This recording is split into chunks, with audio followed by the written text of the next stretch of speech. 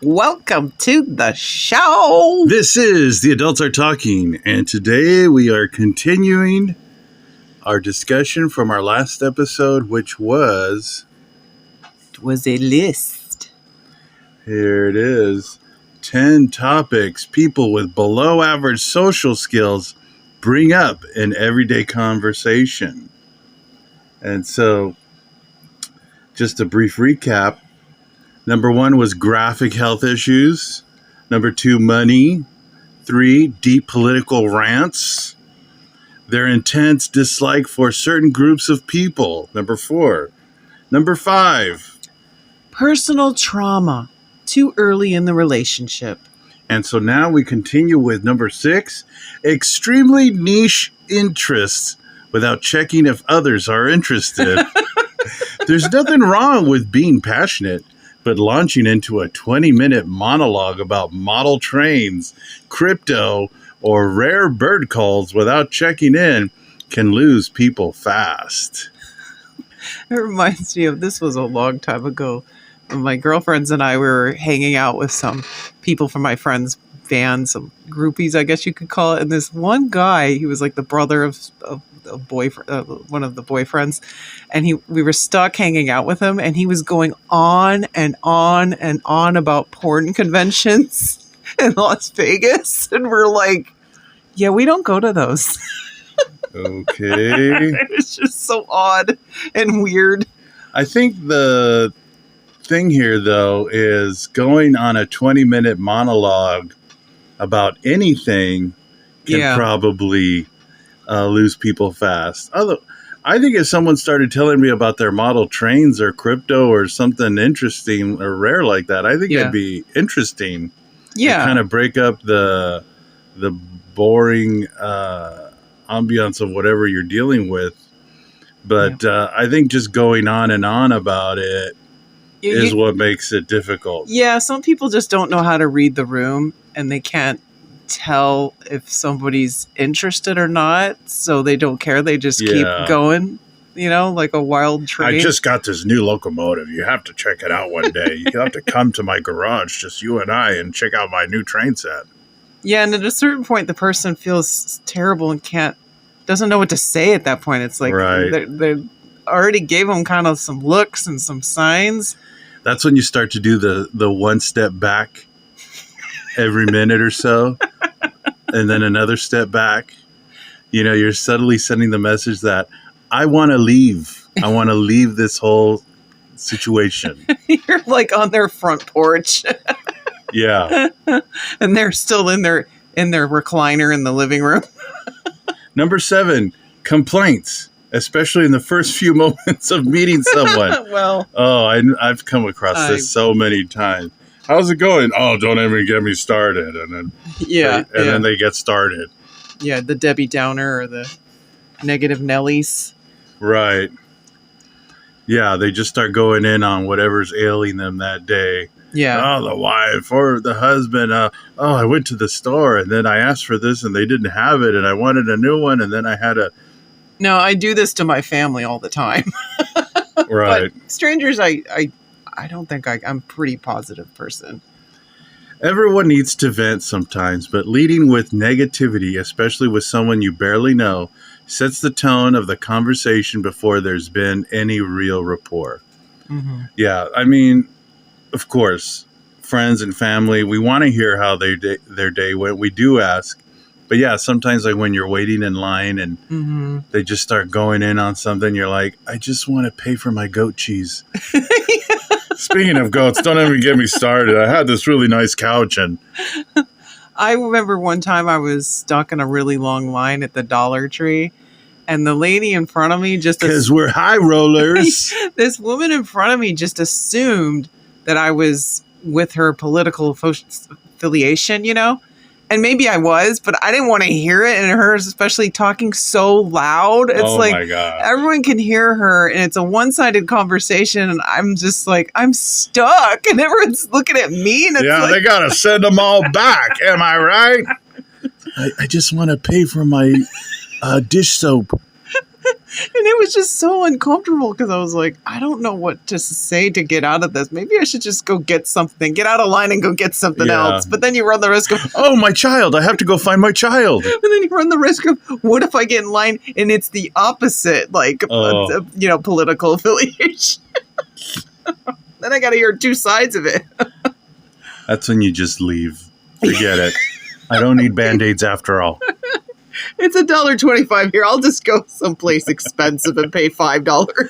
I think that's why places like Amazon have gotten so popular because I'll pay the $7 shipping for $1 item. we got sick and tired of each other. Now we just do everything online. Yeah. Number 8, gossip or personal details about mutual acquaintances. It might seem like bonding. It might even get a laugh. But gossip, especially when it's judgmental or cruel, makes people wary. Yeah, I try really hard not to gossip, especially when if you have neighbors that you talk to. I try not to talk about other neighbors with that neighbor, Right. because it's just like, because you think about it, it's like, if they're gossiping, what are they saying about me? Yeah, it reminds me of the advice they give you about interviewing. Never talk bad about your previous employer because then this employer is going to think, well, what are they going to say about us? Yeah. Yeah, you always got to watch. My previous employers all knew each other. I got the job because of the previous employer. Yeah, I know we have a few neighbors where you're like, hey, how's it going? Yeah. Oh, did you see that house? Did you see what they're doing over there? Yeah. What's going on with them? Yeah. Why are they doing that? Oh, it looks terrible. Oh, it's so loud. Yeah, yeah. And it's like, it's so awkward because you're like, first of all, I don't know. Or if I do know, am I supposed to be their spokesperson? I don't want to be everyone's spokesperson. You try to just change the subject and somehow it gets on another neighbor. You're like, oh no. Number 9, their own resume or lists of accomplishments. We've all met someone who treats a conversation like an audition. They talk about where they went to school, who they know, how many places they've traveled, how impressive their job is. It's not that those things aren't interesting. They can be, but when someone brings them up too quickly or too often, it starts to feel like they're more interested in impressing you than connecting with you. That's good Modesty advice. makes space. Bragging fills it. Yeah, that's true. Yeah, I know. I remember, especially when we were both doing stand-up comedy, there are those types. Oh, yeah, I just did that show and so was on the lineup. And, I just went out, we got dinner with blah, blah, blah and so. And that person was you. No, I'm just kidding. I'm like, quit name dropping. I'm your wife. Yeah. So the name dropping too, right? And, that's usually connected to the same kind of people that are like, yeah, I spent this much and blah, blah, yeah, blah. Yeah. Constantly trying to impress others. It's like they're overcompensating for their own insecurities. But, we have to understand that life creates those kinds of personalities. Some people choose to be that way. Some people just get made that way when their upbringing and environment, whatever the reason, there are those people out there. And you have to learn to just deal with those kinds of people.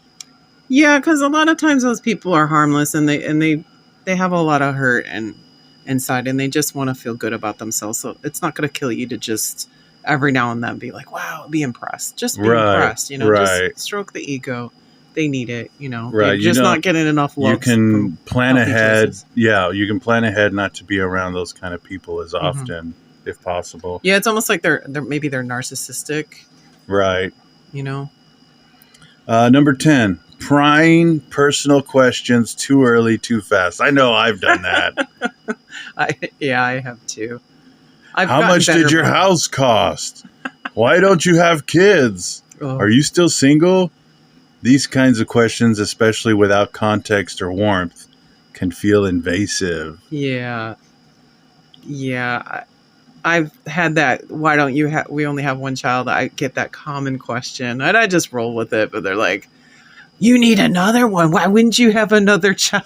It's like, we tried. and in their defense, a lot of this stuff is coming from a good place. Yeah, they care, they're interested.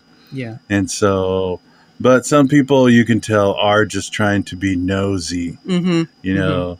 So, what do you do for a living? How exactly does that work? How much are you pulling in? Oh, but what about this? What about that? You know? Yeah, I mean, just with anything and anybody, you have to use your own discretion and kind of decide: is this harmless? They're actually caring, or they're have some Right. kind of conniving going behind it.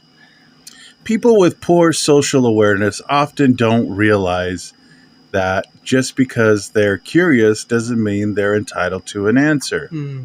Socially skilled folks build trust before stepping into someone's personal territory. Mm-hmm. And that's the thing, you know, some people know about this stuff and others don't. Yeah. So you have to just, you know. I learned early on, like with jobs, never disclose to anyone your income. That can get a lot of people Yeah. in trouble. And I was fortunate enough to have bosses that would pull me aside and be like, look, I started you out at higher pay because I know you, or you have a degree or whatever. But they're Right. like, please, whatever you do not talk to anybody about how much money you make, you know? And so, and I just never asked people. I just always thought that was a rude question. But some people don't think anything, or they want to know, like, you know, they're like, are they making more money than me? Right. So, but it's just, you don't want to cause fights. Right. And that's the thing, is learning how to get along with people who just think differently. They don't know all the ins and outs of social skills. They haven't been taught. You know, they're not as refined as you would like them to be or think they should be. So Yeah. let us know what you think about these final items on this list. Are you on it? Do you know people like that? That's being too inquisitive. Tell us. We want to know. Would you add anything to the list? Yeah, there you go. And And don't forget to like and subscribe. thanks for listening.